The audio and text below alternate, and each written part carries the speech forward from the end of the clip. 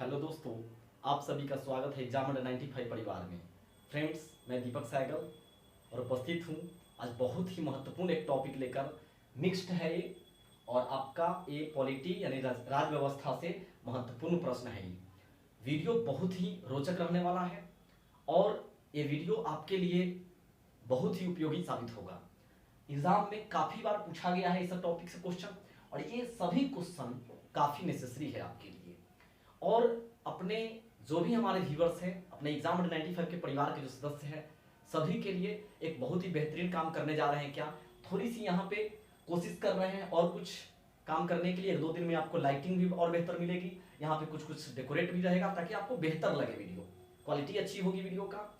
Light भी और लगवा रहे हैं और कोशिश कर रहे हैं 100 क्वेश्चन का, जैसे सब्जेक्ट वाइज हिस्ट्री का 100 क्वेश्चन लेकर आ जाए। और बोर्ड पर तो उतना लिखना पॉसिबल नहीं है, लेकिन यहाँ पे हम आपके साथ डिस्कस करके और 100 क्वेश्चन कम टाइम में 15 मिनट 20 मिनट में 100 क्वेश्चन 150 क्वेश्चन आपका हम करवा दें।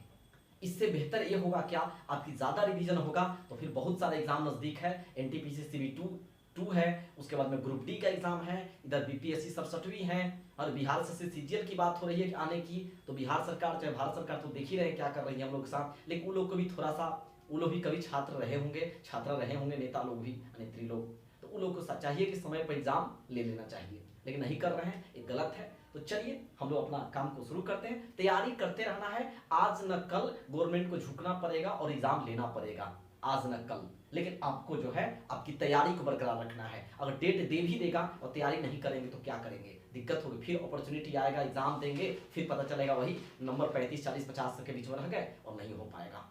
तो तैयारी करते रहना है, तैयारी के साथ साथ लड़ाई भी करते रहना है अपने एग्जाम को करने के लिए। चलिए आगे बढ़ते हैं। मौलिक अधिकार कौन से अनुच्छेद में इसकी चर्चा किया गया है? मौलिक अधिकार में जो 12 से 35 अनुच्छेद में मौलिक अधिकार का चर्चा किया गया है। मौलिक अधिकार कहां से लिया गया है? तो अधिकार लिया गया है अमेरिका से। और भाग कौन से? तो मौलिक अधिकार भारत के जो संविधान है उसमें भाग 3 में है। यानी भाग 3, देखिए 3 लिख रहे हैं औ के जैसा, यानी 3 में क्या है? तो मौलिक अधिकार है और अनुच्छेद 12 से 35 है और मौलिक अधिकार लिया गया है अमेरिका से। मौलिक कर्तव्य की बात करें तो मौलिक कर्तव्य 36 से 51 तक है। मौलिक कर्तव्य 36 से 51 तक है और 4 के क यानी 4 के ए में मौलिक कर्तव्य के बारे में चर्चा किया गया है बाद में। और मौलिक कर्तव्य कहां से लिया गया है? तो रूस से लिया गया है, रूस से। एकल नागरिकता संसदीय स्वरूप किस देश से लिया गया है? तो भारतीय संविधान में एकल नागरिकता को और संसदीय स्वरूप को ब्रिटेन से लिया गया है। लोकसभा की अधिकतम सीट कितनी होती है? तो लोकसभा की अधिकतम सीट 552 होती है, 552। 2 अलग केंद्र शासित प्रदेश को यानी जम्मू कश्मीर को क्या किया गया है? 2 अलग अलग केंद्र शासित प्रदेश में तोड़ दिया गया है, जम्मू और लद्दाख में। तो ये कब तोड़ा गया, कब विभाजन किया गया? 31 अक्टूबर 2019 को। 31 अक्टूबर 2019 को 2 अलग अलग केंद्र शासित प्रदेश में जम्मू कश्मीर को विभाजित कर दिया गया, 31 अक्टूबर 2019 को। सभी प्रश्न काफी महत्वपूर्ण है और लाइफ चेंजिंग क्वेश्चन है इसमें। राज्य पुनर्गठन आयोग का गठन कब किया गया? तो राज्य पुनर्गठन आयोग का जो गठन किया गया 1953 में किया गया। लेकिन एक और प्रश्न यहाँ पे बनता है कि इसके अध्यक्ष कौन थे? तो फजल अली थे। राज्य पुनर्गठन आयोग के अध्यक्ष फजल अली थे। उस समय में यानी कहा जाए कि 1 नवंबर 1956 की बात हम करें कि भारत में कितने राज्य और कितने केंद्र शासित प्रदेश थे? तो 14 राज्य और 6 केंद्र शासित प्रदेश थे। कब? 1 नवंबर 1956 को। सिक्किम राज्य कब बना? 36वां संविधान संशोधन 1975 के तहत भारत में सिक्किम राज्य का गठन किया गया और सिक्किम भारत का 22वां राज्य बना था। सिक्किम भारत का 22वां राज्य बना था और 36वां संविधान संशोधन 1975 में करके इसका गठन किया गया सिक्किम को। राष्ट्रपति शपथ लेते हैं अनुच्छेद 60 के तहत। अब देखिए थोड़ा सा दिमाग लगाएंगे तो याद हो जाएगा, 60 100 से और शपथ भी 100 से। तो 60 में शपथ, लेकिन राष्ट्रपति को हटाया जाता है महाभियोग लगाकर और ये अनुच्छेद 61 के तहत। और राष्ट्रपति लोकसभा को भंग करते हैं मंत्रिमंडल की अनुशंसा पर, प्रधानमंत्री की अनुशंसा पर अनुच्छेद 85 के तहत। यानी राष्ट्रपति लोकसभा को भंग करते हैं अनुच्छेद 85 के तहत और महाभियोग लगा के इनको हटाया जाता है 61 के तहत, शपथ लेते हैं 60 के तहत। संविधान सभा में उद्देश्य प्रस्ताव कब पेश किया गया? संविधान सभा में उद्देश्य प्रस्ताव पेश किया गया 13 दिसंबर 1946 को। प्रस्तावना में संशोधन कब हुआ, कितनी बार हुआ? तो प्रस्तावना में संशोधन एक ही बार हुआ था। प्रस्तावना में संशोधन एक ही बार हुआ था। कब? तो 42वां संविधान संशोधन करके 1976 में। यहाँ पे एक छोटा सा ट्रिक है, सरल, ये 2-3 बार बताए भी हैं, फिर डिस्कस कर दिए, रिवीजन करवा दिए। स से संसद, र से राज्यसभा, ल से लोकसभा। यानी संसद का गठन अनुच्छेद 79 और राज्यसभा का गठन अनुच्छेद 80, लोकसभा का गठन अनुच्छेद 81।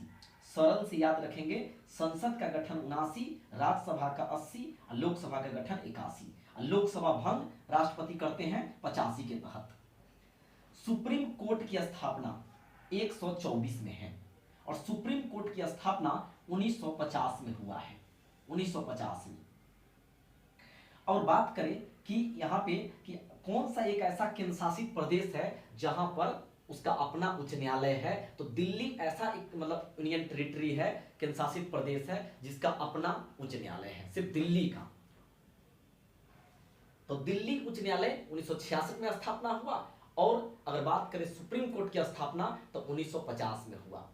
और सबसे पहला जो भारत में कोर्ट लाया गया तो 1773 रेगुलेटिंग एक्ट के तहत 1774 में कोलकाता में हाई कोर्ट की स्थापना किया गया था। आगे बात करें, सुप्रीम कोर्ट का गठन 124 और हाई कोर्ट की जो हम लोग गठन करते हैं 214। देखिए बड़ा है सुप्रीम कोर्ट लेकिन छोटा है आर्टिकल, और हाई कोर्ट छोटा है तो सुप्रीम यहाँ कोर्ट क्या है, आर्टिकल बड़ा है। तो सुप्रीम कोर्ट 124 और हाई कोर्ट 214। इसी प्रकार यहाँ भी याद हो जाएगा, राष्ट्रपति अध्यादेश जारी करते हैं अनुच्छेद 123 के तहत और राज्यपाल अध्यादेश जारी करेंगे अनुच्छेद 213 के तहत। अब ये भी देखिए, थोड़ा सा रिवर्स कर देंगे तो याद हो जाएगा। राष्ट्रपति अध्यादेश जारी करते हैं 123 के तहत और राज्यपाल 213 के तहत। राष्ट्रपति अपना त्यागपत्र किसको देते हैं? तो राष्ट्रपति अपना त्यागपत्र देते हैं उपराष्ट्रपति को।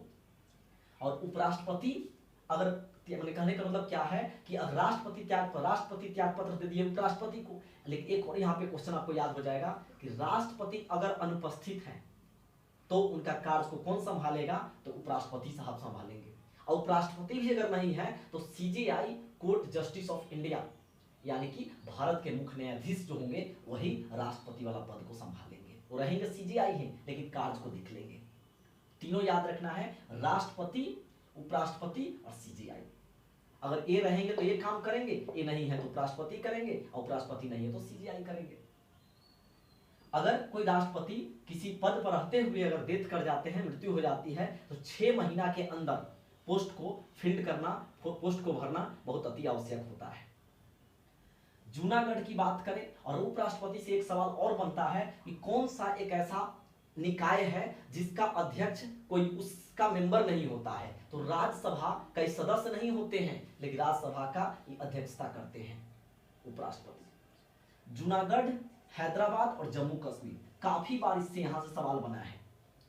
जूनागढ़, हैदराबाद और जम्मू कश्मीर ये भारत का रियासत है, था उस समय में। तो रियासत 567 रियासत हुआ करता था, 567 में तीनों रियासत था और तीनों जो है भारत के साथ मिलन करने से दूर हट रहे थे। तो जूनागढ़ को जनमत संग्रह करके मिलाया गया भारतीय संघ में, और हैदराबाद को सैन्य कार्रवाई, इसी को कहीं कहीं ऑप्शन में आपको पुलिसिया कार्रवाई भी लिखा मिलेगा, पुलिसिया कार्रवाई करके मिलाया गया। और जम्मू कश्मीर को विलय पत्र पर हस्ताक्षर करके, क्योंकि जम्मू कश्मीर पर पाकिस्तान द्वारा अटैक कर दिया गया तो फिर यहाँ के जो राजा थे भारतीय संघ में आके मिलने लगे और विलय पत्र पर हस्ताक्षर कर दिए कि भारत का अभिन्न अंग बनकर रहेंगे। तो तीनों याद रखना है, जूनागढ़ जनमत संग्रह, हैदराबाद सैन्य कार्रवाई और जम्मू कश्मीर विलय पत्र पर हस्ताक्षर। पंचायती राज, भूमि और रेलवे तीनों जो है राज सूची का विषय है। यानी राज सूची का विषय है कौन? पंचायती राज, भूमि और रेलवे। लोकसभा, और यहीं पे अगर आपसे कौन प्रश्न पूछता, शिक्षा कौन सी सूची में है? तो शिक्षा समवर्ती सूची में है, समवर्ती सूची में है, समवर्ती सूची में है। यानी 3 होता है, संघ सूची, राज सूची, समवर्ती सूची। तो संघ सूची में सिर्फ केंद्र इस पर कानून बनाएगा और राज सूची में सिर्फ राज्य कानून बनाएगा, लेकिन समवर्ती सूची में केंद्र और राज्य दोनों कानून बना सकता है समवर्ती सूची पर। तो समवर्ती सूची में शिक्षा है। तो यहां पे आपको याद रखने का तरीका है, शिक्षा की व्यवस्था देख रहे हैं भारत का अपने, तो जनरली भारत यानी केंद्र और राज्य दोनों को मिलकर शिक्षा के लिए काम करना चाहिए, समय पर एग्जाम लेना चाहिए। केंद्र और राज्य दोनों मिलकर शिक्षा के लिए काम करना चाहिए। आगे बढ़ते हैं। लोकसभा सदस्यों की संख्या 525 से बढ़ाकर 545 किया गया। कौन से संशोधन? 31वां संशोधन 1973। और इसी में 31वां संविधान संशोधन 1973 में ही 525 से बढ़ाकर 545 किया गया लोकसभा सदस्य को। और यूनियन टेरिटरी में 25 जो लोकसभा सीट रहता था उसको घटाकर 20 कर दिया गया। यानी आरक्षित सीट है यूनियन टेरिटरी के लिए, केंद्र शासित प्रदेश के लिए। पहले 25 होता था और 31वां संशोधन 1973 के तहत अब 20 को होता है। लोकसभा के प्रथम अध्यक्ष कौन थे? तो जीवी मावलंकर, गणेश वासुदेव मावलंकर लोकसभा के प्रथम अध्यक्ष थे। और उपाध्यक्ष की बात करें तो अनंत सैनम अयंगर थे। अनंत सैनम अयंगर लोकसभा के प्रथम उपाध्यक्ष थे। और बात करें प्रथम लोकसभा महिला अध्यक्ष कौन थी? लोकसभा की प्रथम महिला अध्यक्ष कौन थी? तो मीरा कुमार। नाम से बच जाइएगा, महिला थी लेकिन नाम कुमार लगाया हुआ है, टाइटल है उनका। राष्ट्रपति राज्यसभा में 12 एंग्लो इंडियन को मनोनीत करते हैं। और वही अगर बात करेंगे, राज्यसभा में 12 और लोकसभा में 2, यानी कुल मिलाकर 14। तो राष्ट्रपति राज्यसभा में 12 एंग्लो इंडियन को नियुक्त करते हैं और 2 लोकसभा में नियुक्त करते हैं एंग्लो इंडियन। राष्ट्रपति एक आर्टिकल 143 के तहत, यानी 143 के तहत, अनुच्छेद 143 के तहत सुप्रीम कोर्ट से विचार विमर्श कर सकते हैं। सुप्रीम कोर्ट से विचार विमर्श कर सकते हैं 143 के तहत। फ्रेंड्स, निश्चित ही सभी प्रश्न महत्वपूर्ण हैं, आप भी समझ रहे होंगे इस कितना ज्यादा इंपॉर्टेंट है। तो प्लीज मेरे लिए भी थोड़ा सोचिएगा आप लोग, प्लीज शेयर जरूर कीजिएगा, अपने परिवार को और बढ़ाइए, अपने मित्रों तक शेयर कीजिए। चैनल को सब्सक्राइब अगर नहीं किए हैं, देख रहे हैं तो सब्सक्राइब कर दीजिए और शेयर जरूर कीजिए। ये आपकी एक शेयर से हमें सपोर्ट मिलेगा और मोटिवेशन प्राप्त होता है। तो ऐसा और भी पूरा बुक में जितना भी है, जो महेश बर्नवाल सर का एनसीईआरटी का एक कलेक्शन क्वेश्चन है, एनसीईआरटी का, तो हम कोशिश करेंगे जितना बेहतरीन वीडियो, जितना बेहतरीन आपके लिए नॉलेज हो, एकदम उछल देंगे अच्छा क्वेश्चन आपके लिए और आपकी सिलेक्शन होगी। मिलते हैं नेक्स्ट वीडियो में। जय हिंद, जय भारत।